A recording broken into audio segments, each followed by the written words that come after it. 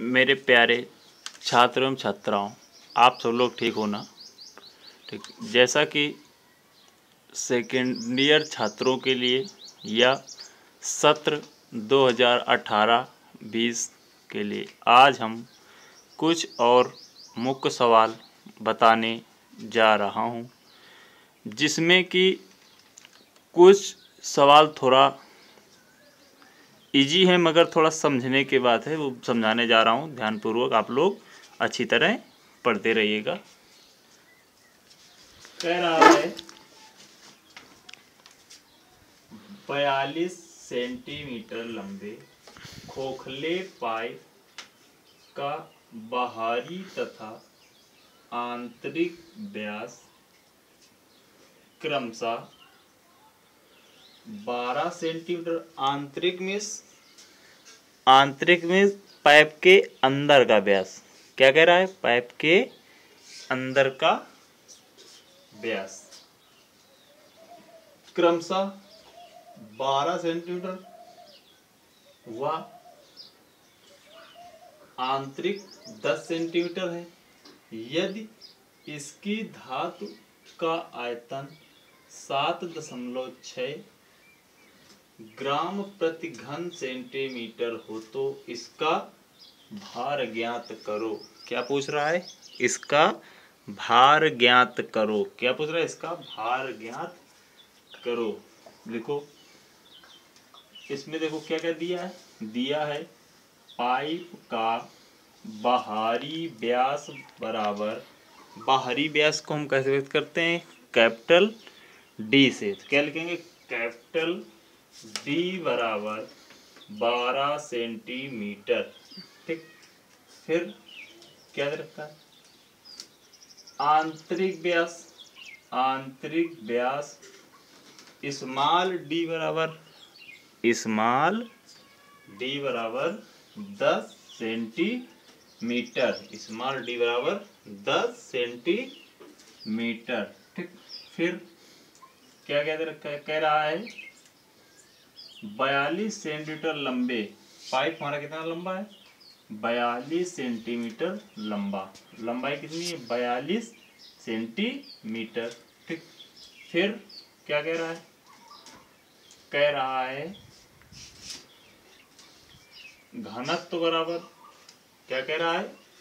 घनत्व कह रहा है इसकी धातु का आयतन 7.6 ग्राम प्रति घन सेंटीमीटर है। तो इसको क्या लिखेंगे? घनत्व बराबर 7.6 ग्राम प्रति घन सेंटीमीटर। ठीक, चूंकि होता है पाइप का भार बराबर आयतन गुणते घनत्व, आयतन गुणते घनत्व। ठीक, जैसा कि हमने पिछले सवालों में भी बताया है, अगले दिन पाई बटे 4 into capital D minus small D into L into घनत्व दे रखा है। ठीक, वही रख दिया। पाई का मान मिलता है 22/7 या 3.14। 22/7 रखेंगे तो इसको काटो, काटने आ जाएगा हमारा, इतना हल कर लो तो आ जाएगा हमारा 1452 गुणते कितना है? 7.6। कितना है? 7.6। ठीक, बराबर बराबर कितना आ जाएगा हमारा? 6 दून 12 यानी आ जाएगा 11.035। ठीक, ये क्या आ गया हमारा? पाइप का भार। क्या आ गया? पाइप का भार। पूछ क्या रहा था? तो इसका भार यानी पाइपी का भार पूछ रहा था। और पाइप का भार निकल के आ गया है 11.035। ठीक, ओके स्टूडेंट, इसी प्रकार हमारा दूसरा सवाल है जो कि अभी हम बताने जा रहे हैं। इसी प्रकार हमारा दूसरा सवाल है, कह रहा है कि एक वर्गाकार सरिये की भुजा 2 सेंटीमीटर तथा लंबाई 12 सेंटीमीटर है। इसके एक सिरे पर 1 सेंटीमीटर व्यास का 5 सेंटीमीटर गहरा सुराख किया गया है। आयतन में कमी प्रतिशत ज्ञात करो। क्या पूछ रहा है? आयतन में कमी प्रतिशत ज्ञात करो। ठीक, हल लिखो। सरिये का आयतन बराबर लंबाई कितने दे रखी है? 12। लंबाई 12 इंच, चौड़ाई ऊंचाई कितनी? 2 गुणते 2 इंटू 12, यानी आ जाएगा हमारा 48 घन सेंटीमीटर। सरिये का आयतन आएगा हमारा 48 घन सेंटीमीटर। ठीक, फिर क्या कह रहा है?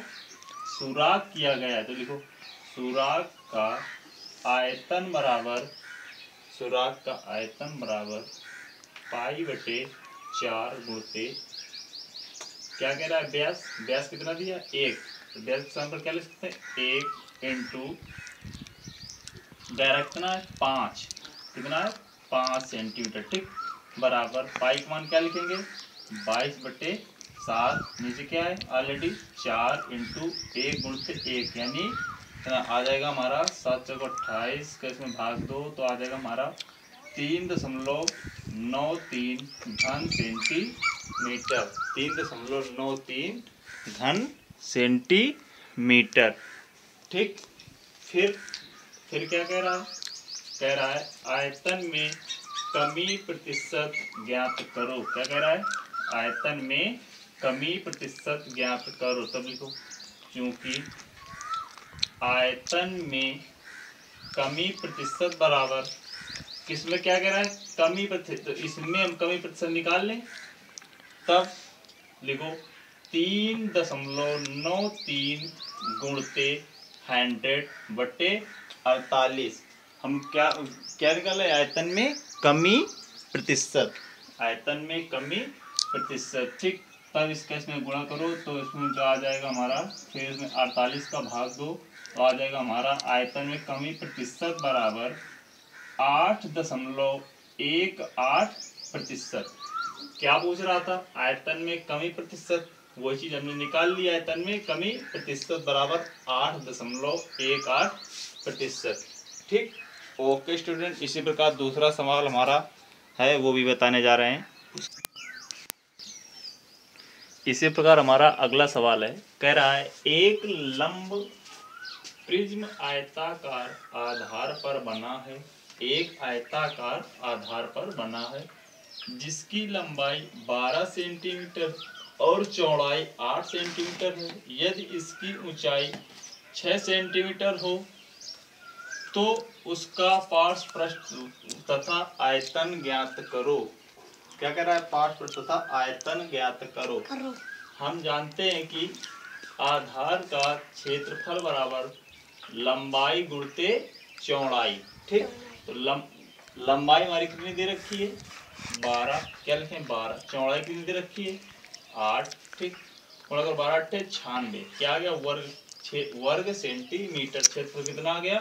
96 वर्ग सेंटीमीटर। ठीक, फिर कह रहा है प्रिज्म का आयतन बराबर आधार का क्षेत्रफल गुणते ऊंचाई। आधार का क्षेत्रफल कितना आया हमारा? 96। आधार का क्षेत्रफल कितना आया हमारा? 96। आधार का क्षेत्रफल क्या लिख सकते हैं? 96 गुणते 8। 96 गुणते 6, क्योंकि ऊंचाई कितनी कह रहा है? यदि उसकी ऊंचाई 6 सेंटीमीटर हो। ऊंचाई क्या है? 6 सेंटीमीटर। ठीक, इसका गुणा करो 6 रंग 36, 36 की रीत 6, यहाँ से 3, 9 का 54, 54 3 57। क्या आ जाएगा? प्रिज्म का आयतन बराबर 576 सेंटीमीटर क्यूब। फिर क्या कह रहा है? पार्श्व पृष्ठ तथा आयतन। ठीक, फिर लिखो प्रिज्म का पार्श्व पृष्ठ बराबर आधार का परिमाप गुणते ऊंचाई। आधार का परिमाप गुणते ऊंचाई। आधार का परिमाप क्या लिख सकते हैं, 2 गुणते ब्रैकेट में लंबाई प्लस चौड़ाई गुणते ऊंचाई।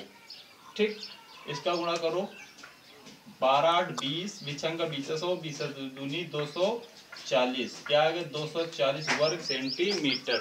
ठीक, ओके स्टूडेंट, अगले दिन फिर मिलेंगे।